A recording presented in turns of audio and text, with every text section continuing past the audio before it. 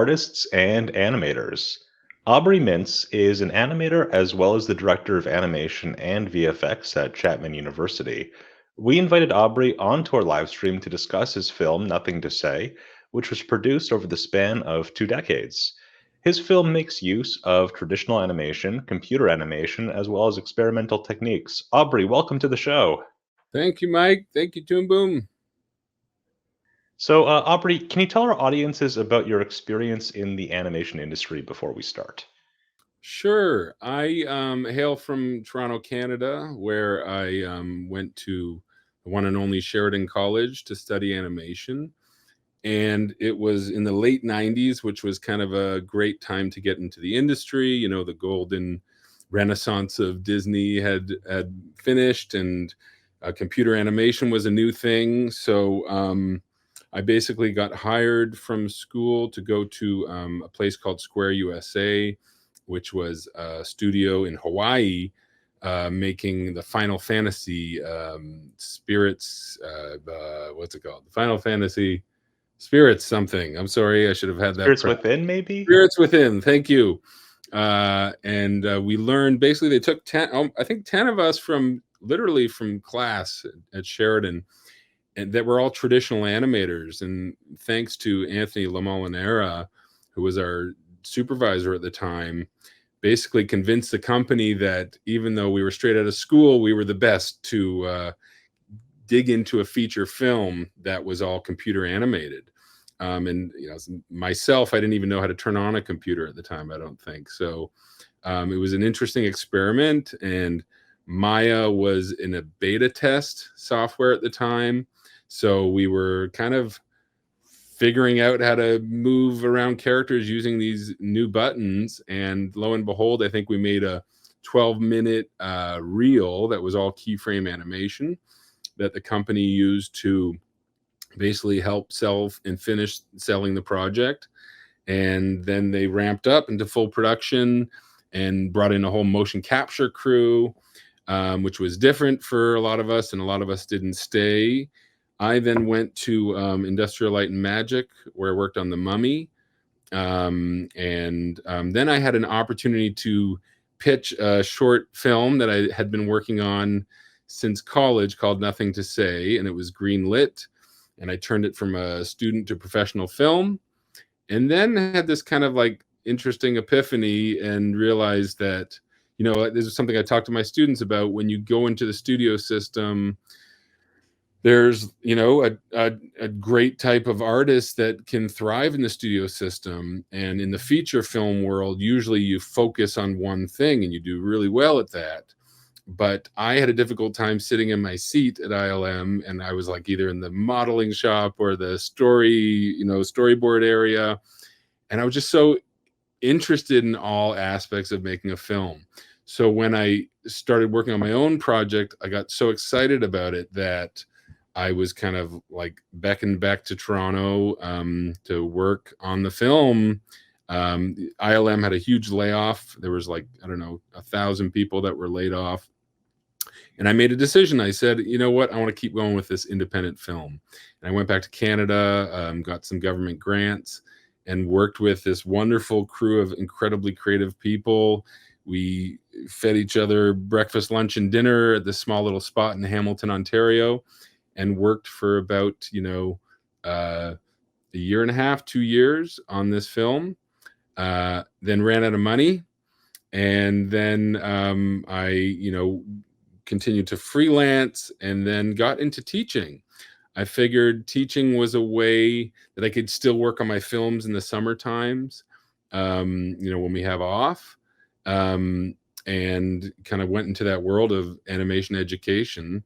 Started 2 animation programs, one at Laguna College of Art and Design in California, and then California State University, Long Beach, where I then became the director of the School of Art, which was more of an upper administration position. And then now I'm at Chapman University, taking over for the amazing Bill Croyer, who started this program 8 years ago, and just continuing to work with some great students. So along the way, the film has a place in my life, which we'll talk more about.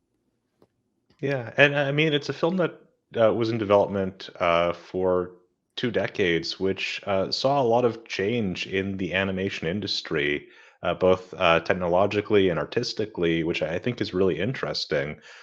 For those of our viewers who have not yet seen your film, can you give our audience a brief synopsis of what Nothing to Say is about?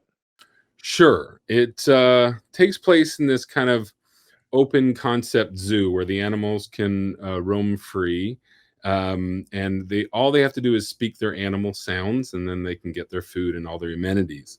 And then along comes a new exhibit who's a turtle that's selectively mute and doesn't speak their animal sound, which infuriates the zookeeper who's been able to kind of tame the wildest beasts like the lion and the bear.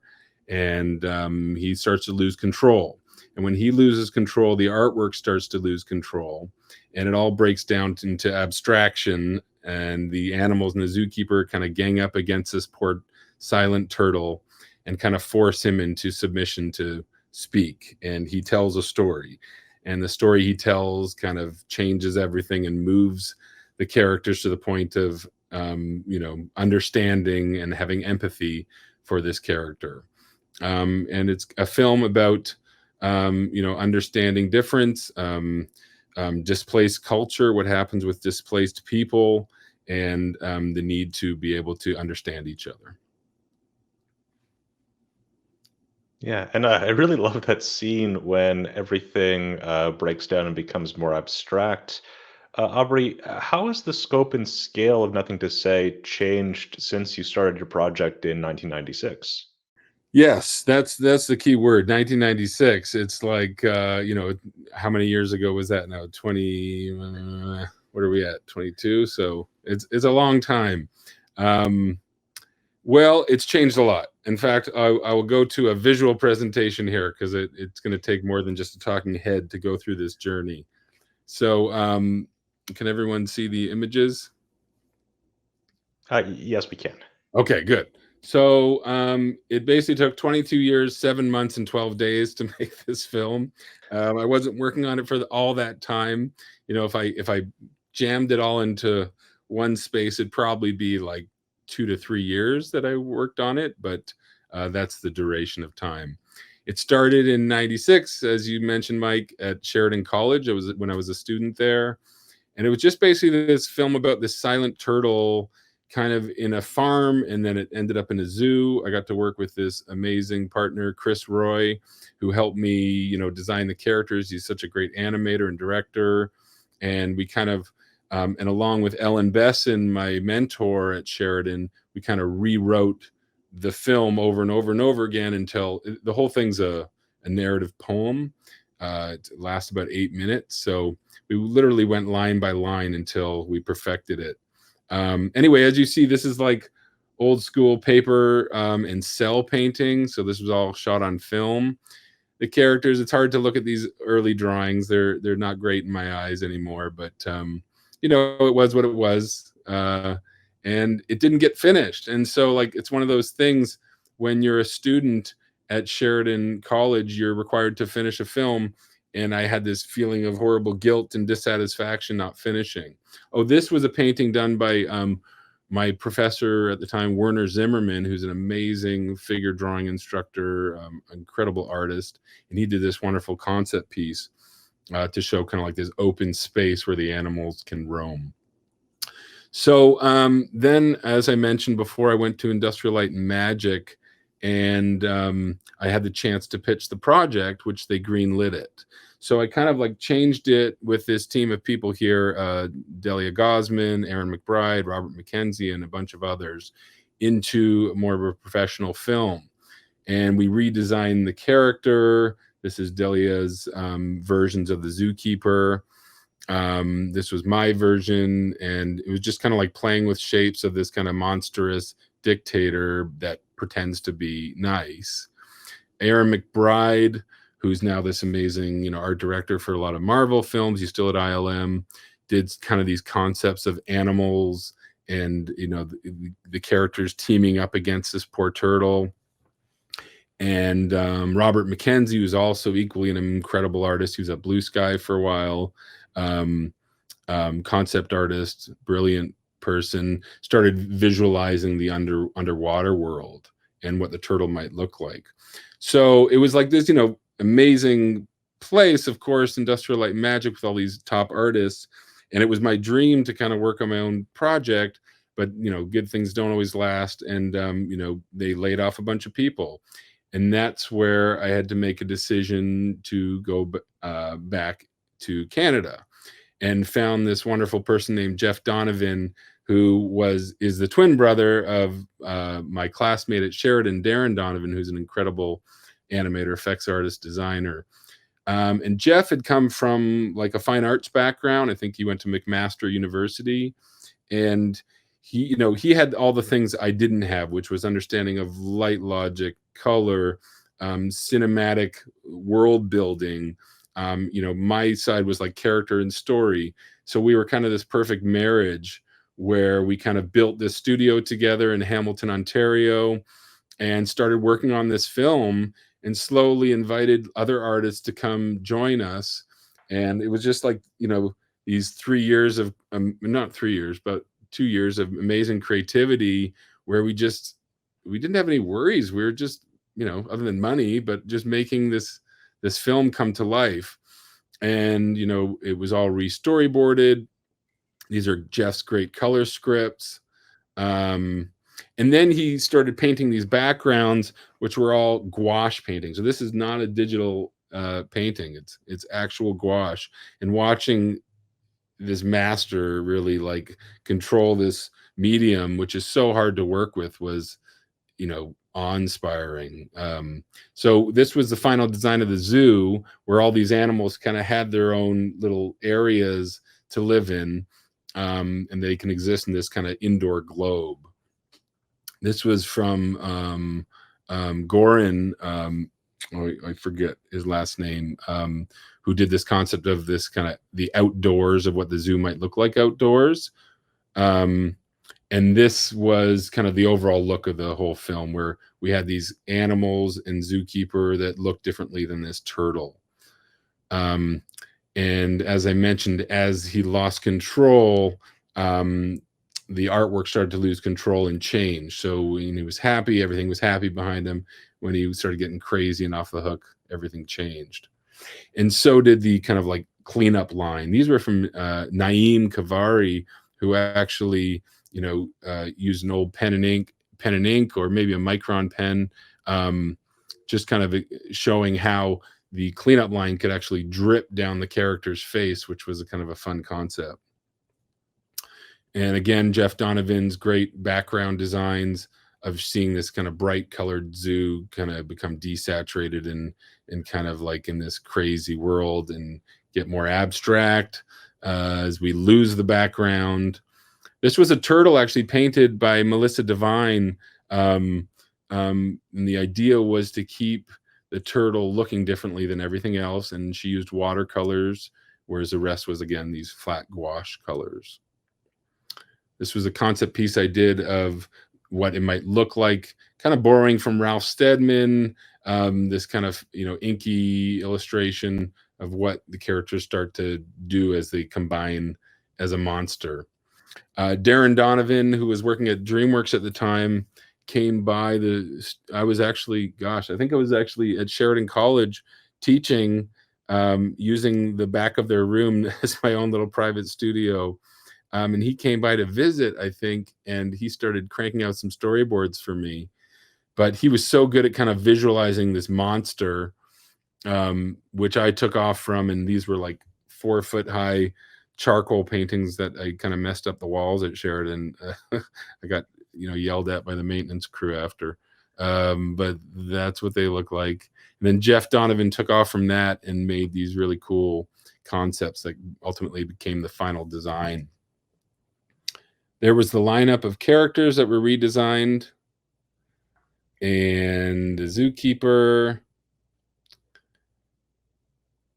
And okay, and then thanks to my brother Billy Mintz, who was producing, he tracked down Danny Aiello. The story goes, my father was doing the narrative, and enough people had said, "Are you going to use that voice?"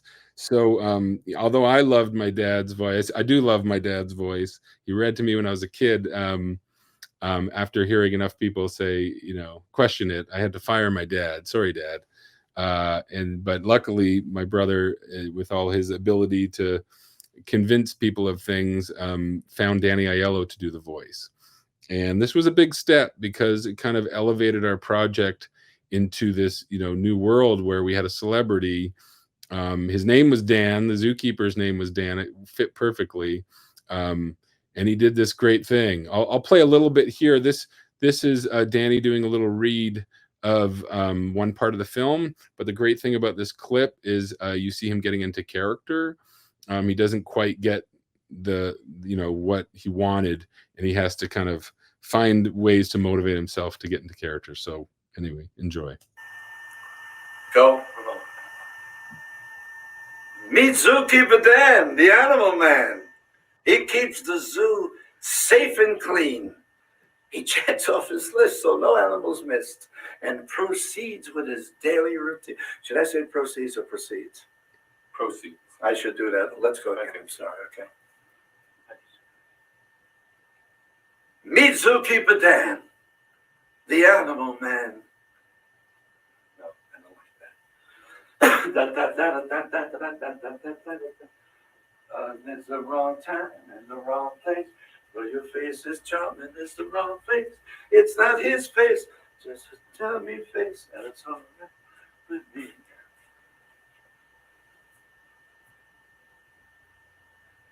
Meet Zookeeper Dan.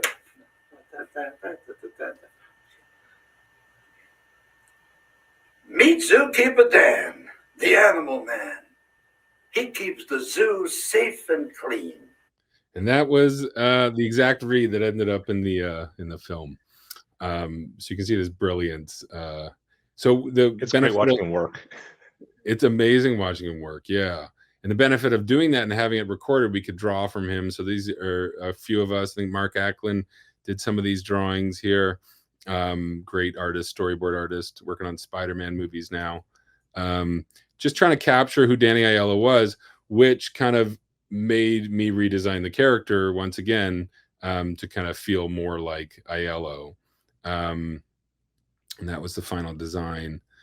And again, when he gets mad, what that looks like. I was able to kind of act out scenes. Jeff would film me acting out the scenes, and I was able to watch myself as Danny Aiello as the zookeeper, which was a trip, very meta. And this is the result. Here's a scene.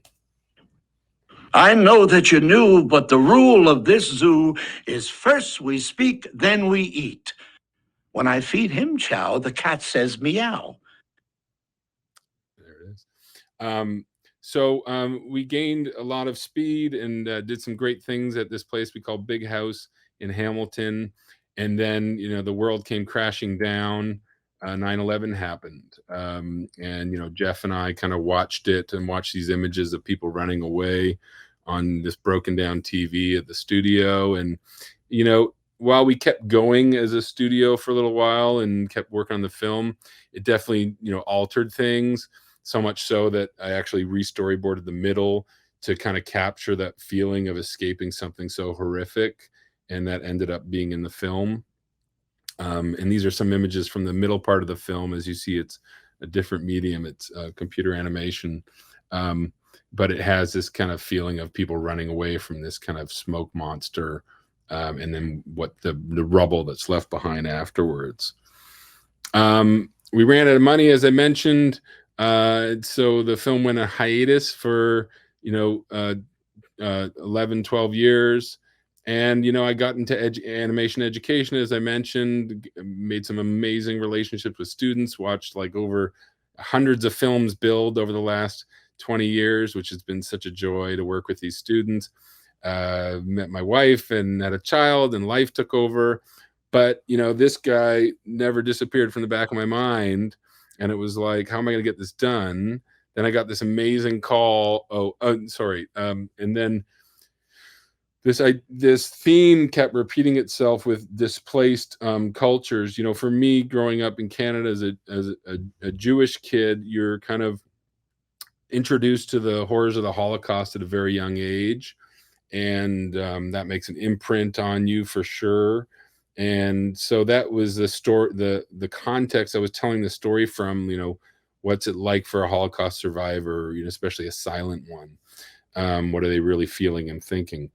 But that theme, of course, transpires again and again through any war-torn area. And during my hiatus, I had the Syrian refugee crisis was happening, and we were watching these families being displaced and horrible things happen. And it kind of reminded me this film had to get done. Families were being separated at the Mexican-US border, and I live in California, so that had a huge play on it. So then I get a wonderful call from Seneca College. Mark Jones, the director over there, said there's an urban legend of an unfinished film that I had with Danny Aiello, and was I interested in finishing it? And mind you, this is like 12 years later, and I kind of dropped the idea that it would get made, but it was such a wonderful gift, and I jumped at the chance. So I went to Seneca College for 4 summers in a row, and we made Act 2 and Act 3 basically. So this was Jeff Donovan's designs for Act 2, when the turtle starts to tell his story. Kind of different artists, different students from the Seneca College program, working on the look development of it. We started modeling.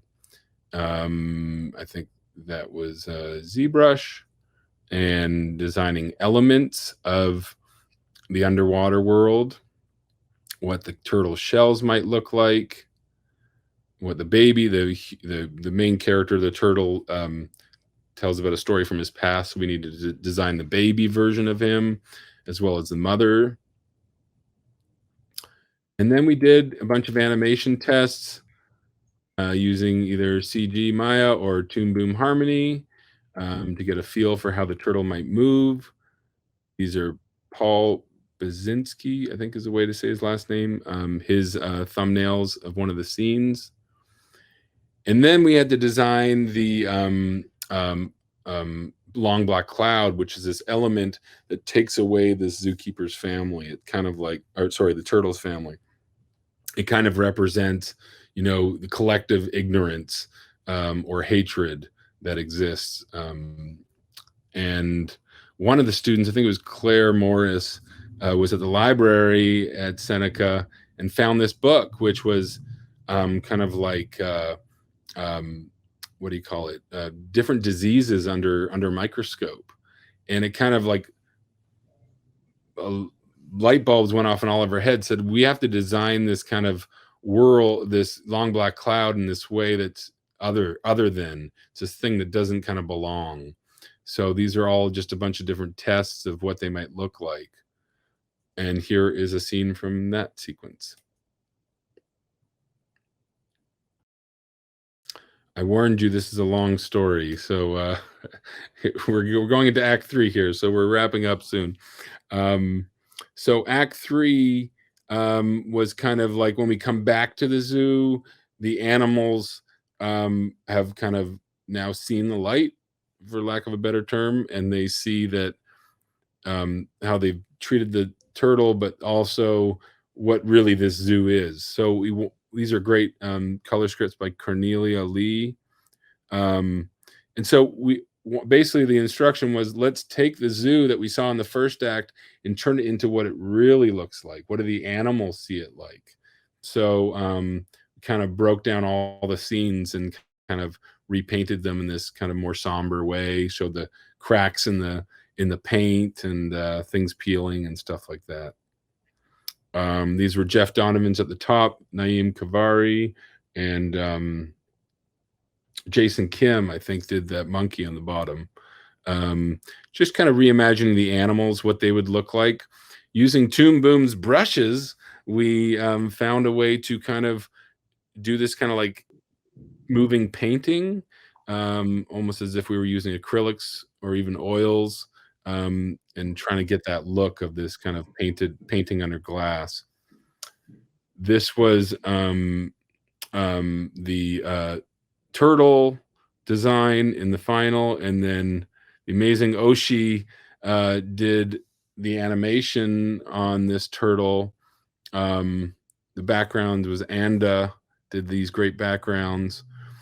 And you'll see Oshi's animation on the right and my shameful acting of being a turtle on the left, just so you can see how we, transfer movement into final. Here it is. It's embarrassing, but here it is. Cool. My ears have grown smaller to pretend I am deaf. I will sit here alone. That's how I was left. And to be left alone is all I request. I have nothing to say. I just want to rest. So that is the journey from 1996 till 2019. Wow, it's also like a very touching story. One thing I wanted to ask you, you touched on this a little bit, is there are different stylistic choices that were made through the three different acts of the film. Do you want to just discuss some of the choices that you made in three acts and why the styles changed throughout? Sure. So, the first act was kind of the zookeeper's point of view, and it was supposed to look bright and colorful in this kind of place that reminds us of, it's reminiscent of kind of older Disney or Warner Brothers animation. But it's saturated, but it's kind of oversaturated, and it's also very flat. And this is the zookeeper's thinking. He's very, one-dimensional character and sees things, very flat. And while it looks nice, it's not. So then when it starts to break down, we get into this kind of, Ralph Steadman inky animation, and that was him losing control and the zoo losing control.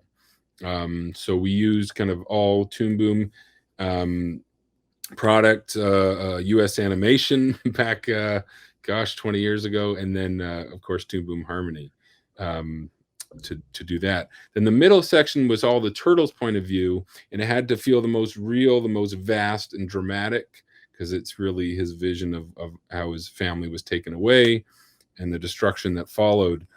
So I felt like the best way to exemplify the realism was to use computer animation. So we used, I think, Maya, Nuke, and allowed it to kind of live in that space.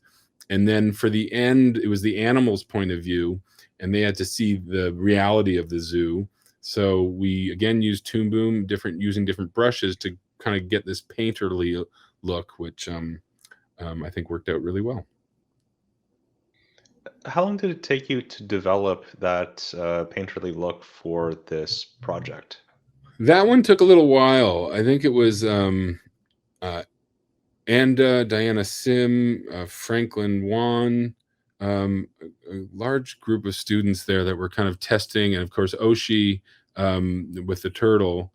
We were all just kind of testing how would the paint move and how would it look, as authentic as possible. We used impressionist artists like Nikolai Fechin was one of the artists we looked, John Singer Sargent, and looked at kind of their paint strokes and tried to emulate as close as possible to these masters.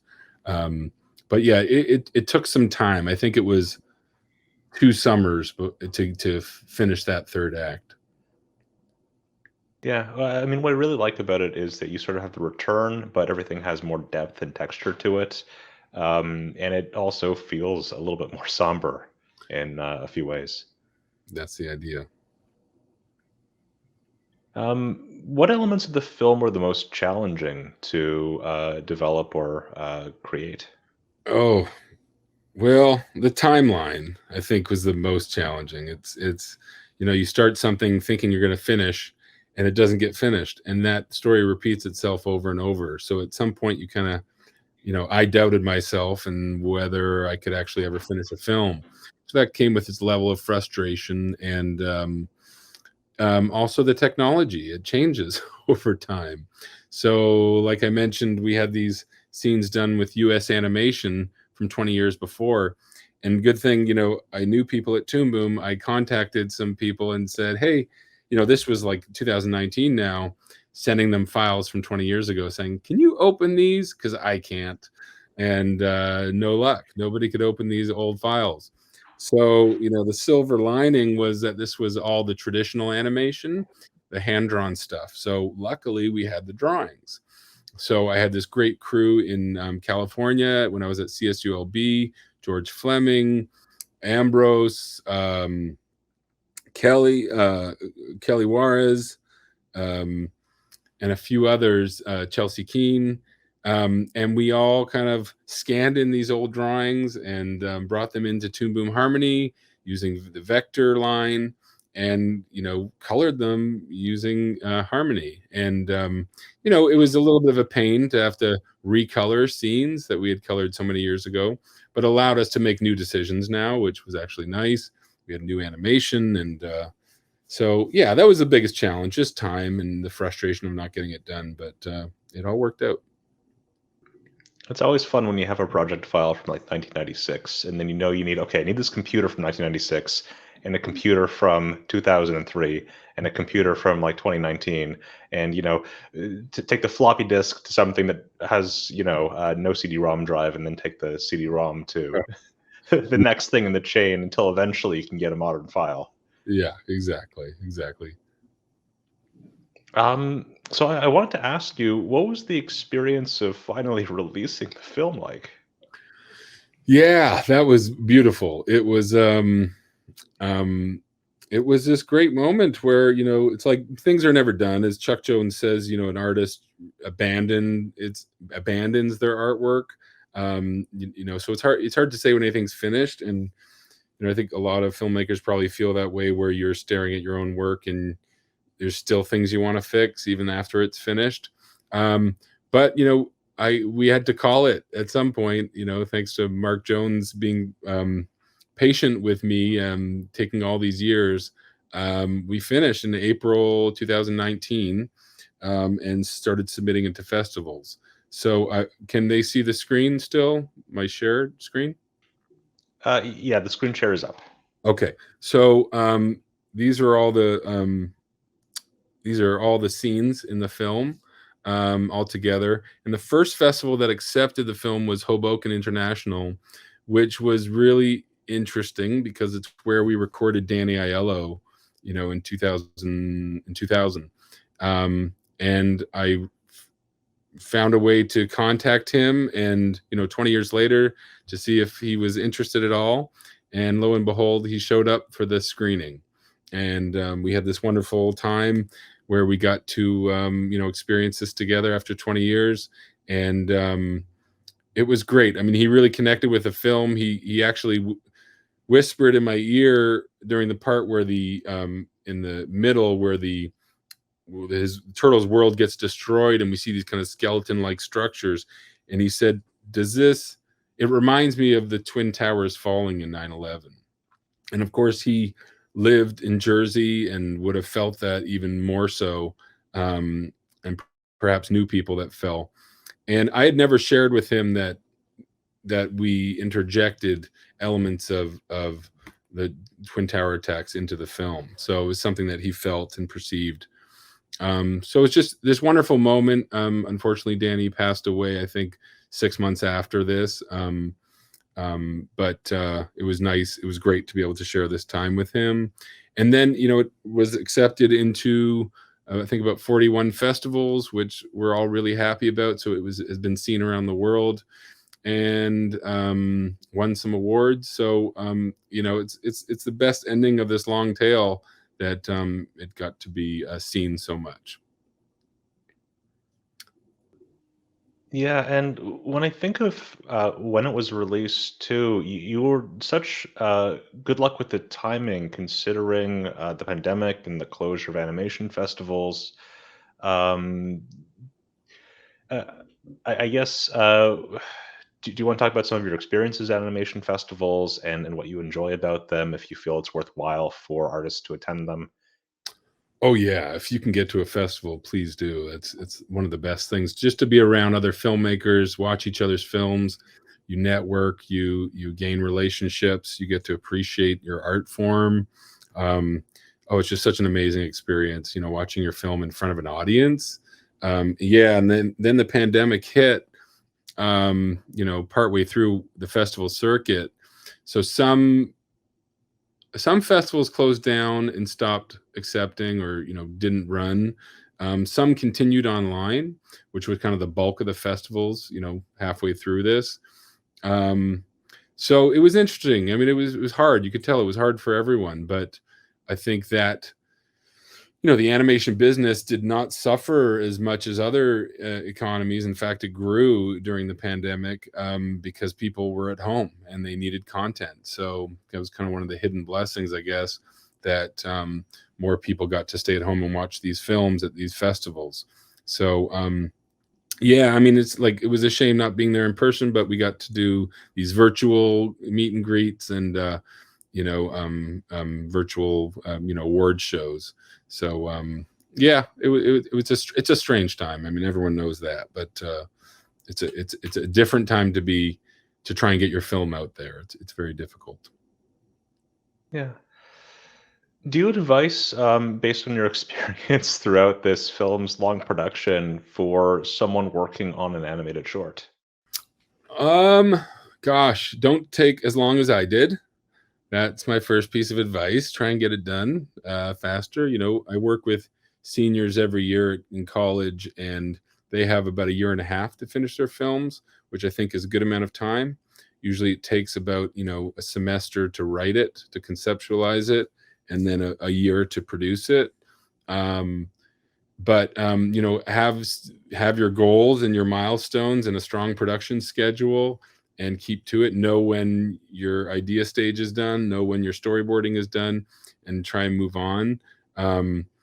But most importantly, say something about yourself. Like, I think everyone that writes creative work cannot help but write something about themselves, because it's from you. So the hard work is figuring out what it is that you want to say, and how to put that into a premise, or a thesis that is true to what the story you want to tell, and then how to visually show it in a way that tells that exact premise. And that's the hardest thing to do, is kind of get it down to a few sentences to say, here's what I want to say. Because once you figure that out, then all of the elements in your film can help tell that story, whether it be the character movement, the dialogue, the design, the color, the backgrounds, the layouts. All of those elements can help tell your character story, or the story you want to tell. We invited you on to discuss the animation and the production process, but I was really curious, how long did it take to put together the poem that is at the very core of this film? That was a process. I wrote one version of it, and when I was in Toronto, living in my brother's basement the summer before my final year at Sheridan, and it was different. It was like a turtle that lived on a farm, and the zookeeper, not the farmer, kind of tortured him, and it didn't quite work or fit. But the concept was there, like this character that wouldn't talk. Um, and then, as I mentioned with Ellen Besson, going through every word, and it's like every line, and saying, what does it mean? What are you trying to communicate? And that's key. It's not just with dialogue, but with your image, looking at every frame and saying, how can I, you have, as an animator, you have control over every frame. So you absolutely decide what story you want to tell.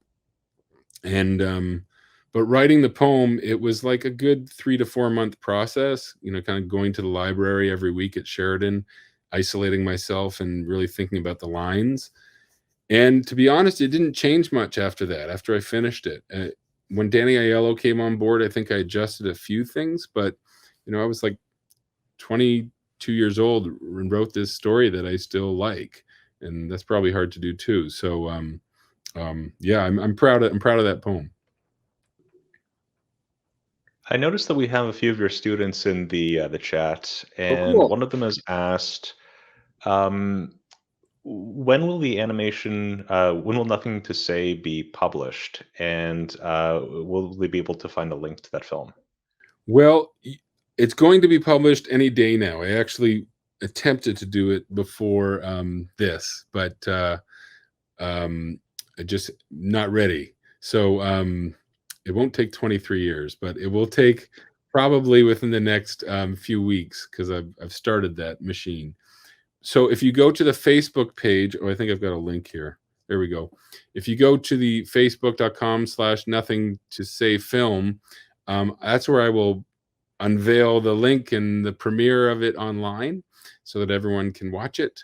It's just finished its festival circuit, so it's ready to go, and you can see some artwork from all these amazing artists that worked on it on the blog there, and more about it on Film Freeway.